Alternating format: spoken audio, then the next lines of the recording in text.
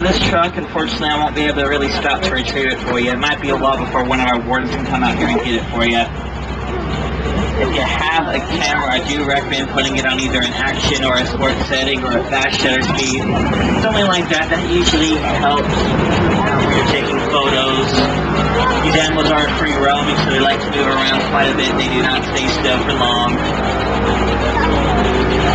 Also, we have a lot of animals to see in only a short amount of time to see them, and 2 weeks does go by really quickly out here, so just keep those cameras out and ready. Never know what we'll see. I will make a few pauses though, just can't stop for every animal. But above you, you will see some spotting guides that'll help you identify a lot of the animals we'll see out here. If you have any questions about anything, just let me know. But right now we're in the Little Ituri Forest. These animals around here, they're known for their camouflage, so they are a little bit harder to see. But I'm hopeful that we'll come across some black rhinoceros. Sadly though, for black rhinos, hundreds of thousands have been illegally hunted for their horns. So right now there are less than 5,000 remaining in the entire world.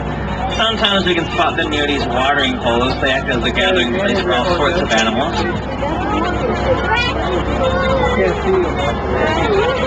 And I see one lying down at the moment. Black rhinos, they weigh around 3,000 pounds, very large. And those horns that they have, they are made out of keratin. That is the same material that our fingernails and hair is made from. Black rhinos, they don't really see too well, so what they do is they move their ears around kind of like a satellite dish so they can pick up on sounds. That way they know what is going on around them. Let's see what else we can find as we continue around the forest.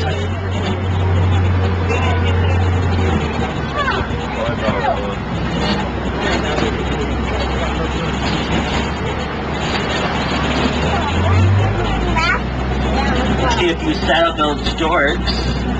Let's see what else. Oh, I see some bongos as well. Bongos are named just like the drum. They're known as the ghosts of the forest. Usually only seen at night, and they have horns around 3 feet long. Saddle-billed storks are 5 feet tall, the wingspan 8 feet wide. Though they're black and white, they're named because of the yellow saddle shape on top of their orange bill. You'll normally find them in a pair, and they will mate for life. Just up this hill is the Somni River. In the river we should see some Nile hippopotamus. So hippos are sometimes a little harder to see, though they are 5,000 pounds. That's because they're underwater a lot. They like to hold their breath for about 8 minutes at a time, and they also like to walk along the bottom of the river. Just helps them stay cool when it's very hot out. Their skin is very sensitive. They don't really have a lot of hair or anything protecting them. So you're going to see a few hippos get... Hippopotamus in Greek means river horse. During the day, they'll spend most of it in the water. They come out in the evening and night to eat. They're herbivores, so they eat grasses and other plants, as much as 150 pounds of food a day. We'll also see a few pink-back pelicans who get a pink color on their back during mating season. They're typically found in a pod of around 10 to 20 pairs.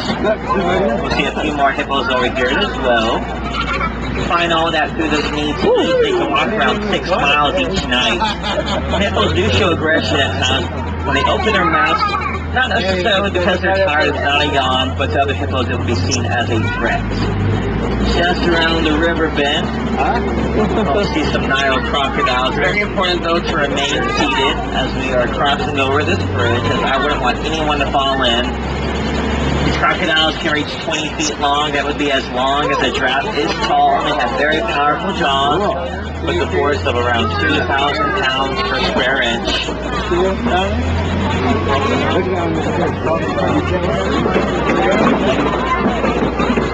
They can hold their breath underwater for around 2 hours at a time, and on land they can run at a speed of around 10 miles per hour. A group of frogs are known as a float or a bass. But I do not like to stay around there for too long. Those crocodiles, they always look a little hungry, so now we're going to go up this hill towards the savannah. So everyone hang on, might get a little bumpy.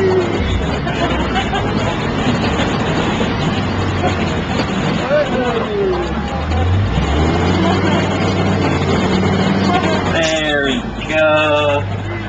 Sort of. There we go. All right.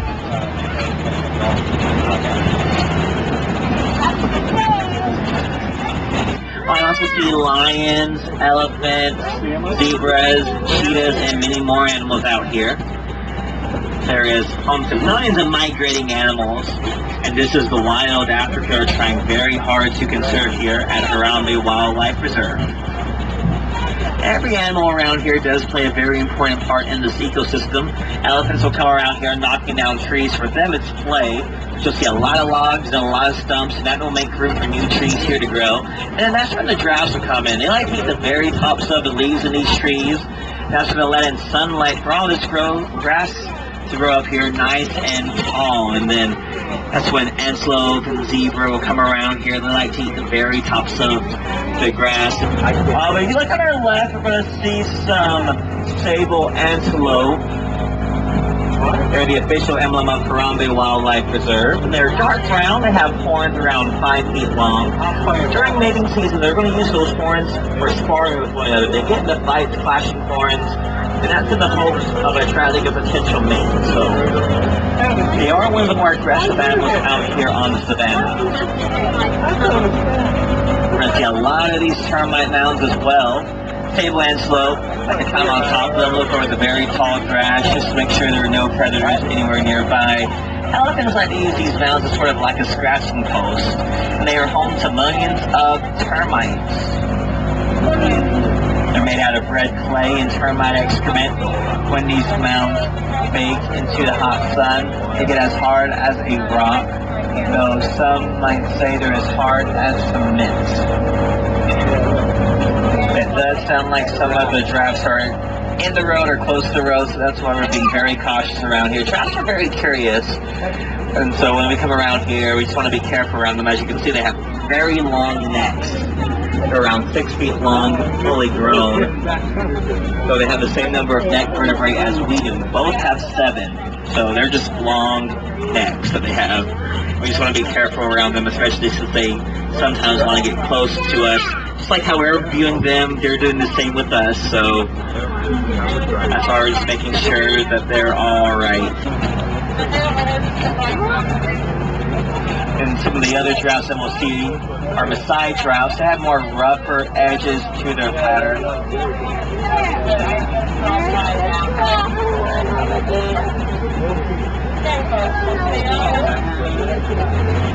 So this is a reticulated giraffe. He's eating. They spend a lot of their day eating.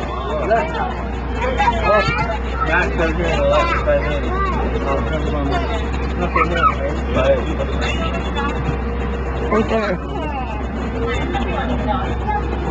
Then we'll see a Maasai giraffe and another reticulated giraffe. A whole lot more Maasai giraffes, including a baby Maasai giraffe.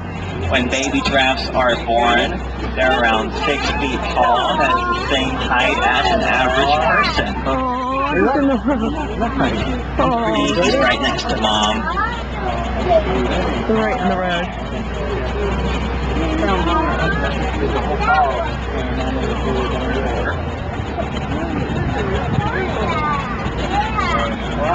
They don't really like to sleep because that is when they're more vulnerable to predators. They only sleep for around 30 minutes a day.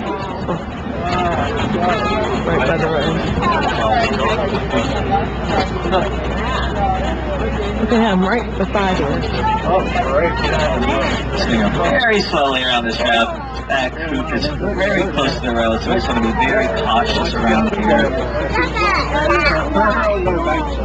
We're hiding in the bushes on my side. We're going to see some Ankole cattle. They have some very long horns, 6 feet long. They're going to act as a cooling system that prevent overheating. They are the only domesticated animals out here on the reserve.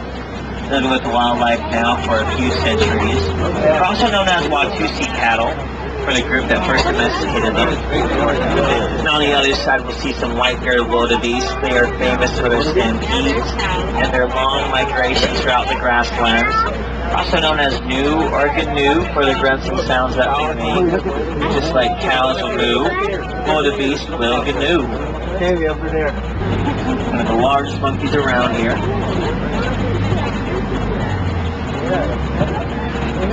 Yeah, you can put your arm out and tell you that it's that low. Oh, they were definitely.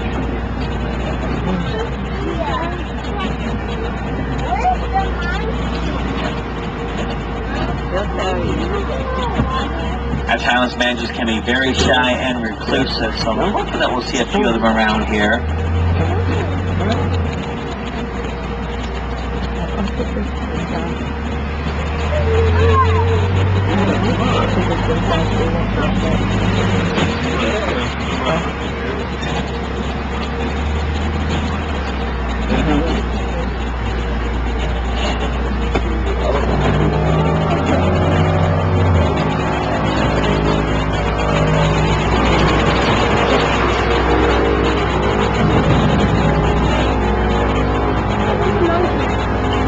a few managers, they look on top of the rocks. Managers form bonds with one another by grooming each other so picking out bugs and other things that might be in their fur. Going to the dominant male round, he is the leader of their troop, and the troop will consist of a dominant male, a few females, and their young. But if you look on the other side, there is an elephant. The elephants, they can weigh up to 14,000 pounds, eating around 300 pounds of food a day. I don't see any other elephants around at the moment, so this is probably a male elephant. They typically will live out on their own when they reach adulthood. Female elephants, though, they live in herds to raise their young. As we continue, I'm hopeful that we'll come across an elephant herd. Well, sadly for elephants, they are still threatened, as poaching or illegal hunting for their ivory tusks continues to occur. Humans and elephants are also starting to share the same lands and the same resources, which lead to conflict. That's not good. The road we normally take to see those elephants is closed. So I'm hoping, according to the GPS, that there is a bridge up here that we can cross. And here it is. It should take us over to the clay pits.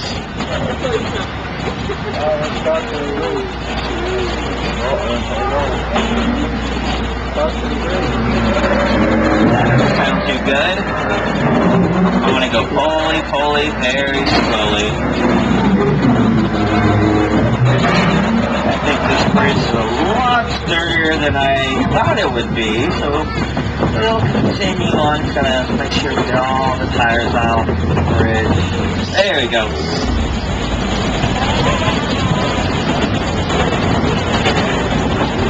Now we're at the clay pits, an elephant on occasion. They will eat red clay to get minerals in their diet. You can see a few tusk marks and some footprints. Sure enough, we're going to see a few elephants if we look over here.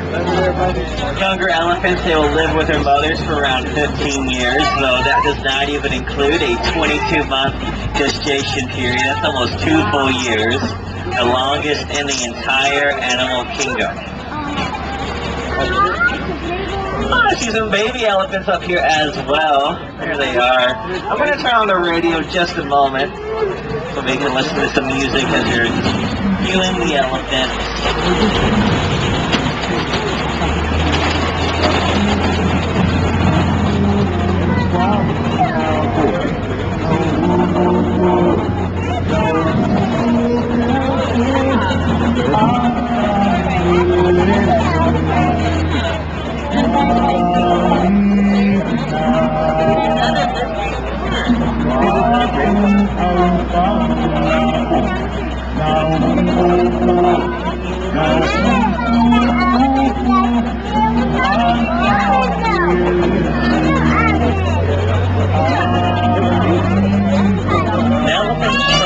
Combination of their nose and upper lip, and at the bottom there are 2 finger-like appendages used for grabbing up food and water. They like to throw dirt and mud on their backs to stay cool during very hot days.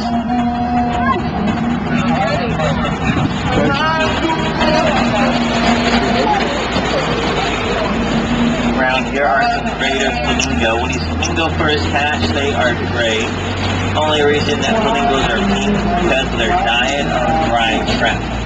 Brine shrimp will have a lot of beta-carotene, and over time, that will turn those feathers pink. They stick their heads in the water, and they eat upside down to feed in order to eat. With a group of flamingo like this, they're known as the flamboyants.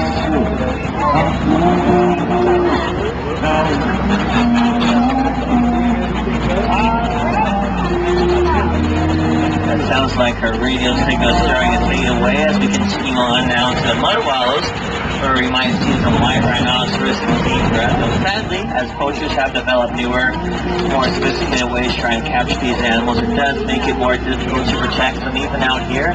on some of Africa's most well-known reserves. And we'll see a few white rhino laying down, weighing around 5,000 pounds, though they are not even white, they're more of a light gray color. They get their name, though, because of a misinterpretation of the Afrikaans word white, which is spelled W-I-T-E, which means white, reference to their wide, broad mouth that they have.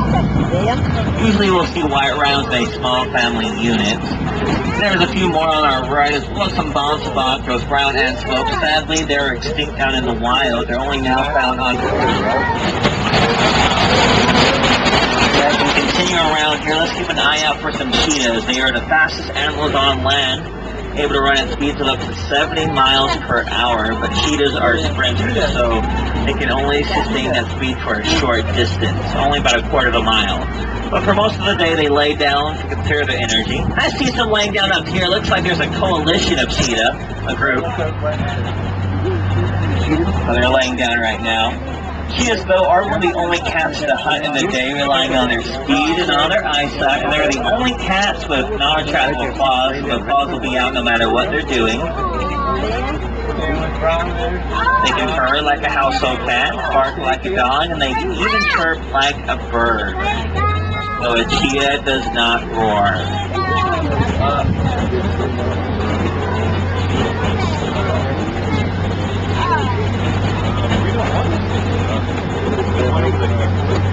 This very large rump formation, this is known as a kopie. I don't know if we'll see lions around here or not. Usually the pride is asleep during the day, are very inactive, laying down and resting for around 18 to 20 hours of the day. Lions are more active at night. That's when female lions will hunt for food. Male lions sometimes will hunt, but they're more of a protector. Do you see an ostrich and even some zebra up ahead on the other side of the kopie? Large bird in the feathers she has indicates she's female. Males have black feathers. You'll see a few more white rhino as well. Those zebra, we're going to circle around and see them a little defense mechanism. Now, I don't see any lions at the moment. They might be off in the rocks, just in the shade where we can't see them, unfortunately. I see a warthog up here. They're the largest burrowing animal in Africa. They rely on their tusks to make these burrows. Also a way to protect themselves compared to the smaller ones that you see. Pumbaa, though a Swahili name, doesn't mean warthog, but instead means fool or foolish. See some ostrich eggs. These eggs, they weigh around 3 pounds each. Usually take 45 days to hatch. And more of the zebras. Zebras are black with white stripes. You can tell from their noses, tails, and stripe pattern. Also see a few more white rhinos as well. And imagine if you had to share your home with these animals. Wild predators like lions and cheetahs, even crocodiles, they can all threaten lives as well as the livelihoods of the people that live near this reserve. And historically, a lot of these animals have been a source of food. So it is very important that our conservation efforts made here not only protect and benefit these animals, but also the people that live here as well. And that is why many organizations are doing their parts to help out. They're trying to find alternative ways to protect livestock without endangering wildlife, and by also finding more economic solutions that will stop poaching. And in this way, both animals and humans can survive and thrive within the great circle of life. Sadly, though, our journey is almost at its end. Someone dropped me off at the Warren Post up ahead, and from there, just a short walk towards Karambe Village. I do recommend you all check out the Pangani Forest Trail just up the hill, and on your right side, you might see some more animals there. That include gorillas, meerkats, scrappy zebra, colobus monkeys, even an underwater viewing area for hippos. For anyone that's explorers on board, whenever my truck is symbol 1, just make sure you stop by the green building that you'll see on your left and tell them symbol 1, that's the name of my truck. Well, once again, my name is Ben, and it has been a real pleasure to be your game driver. Now, I don't really like to say goodbye, only because goodbye is just too sad and final. So instead of goodbye, I say kwaherini, a Swahili phrase that simply means go well. So kwaherini, everyone. Come on, Bob. Voting.